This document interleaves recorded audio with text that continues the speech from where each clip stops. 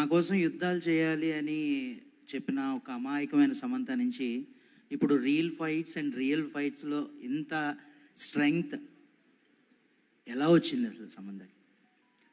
Family మ్యాన్లో fights కానీ, రియల్గా మీరు చేస్తున్న ఫైట్ కానీ, ఒకప్పటి అమాయకమైన సమంతకి ఇప్పుడున్న సమంతకి ఏంటి difference?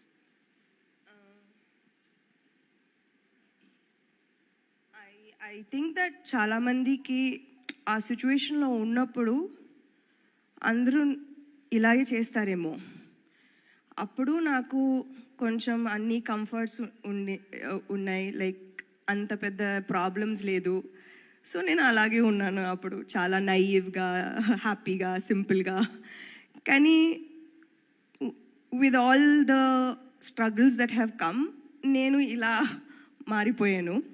So I think that ఎవరికైనా అలాంటి స్ట్రగుల్స్ వచ్చేటప్పుడు I think it forces you to show strength. I don't think I'm very special. I just think that నాకు ఇలాంటి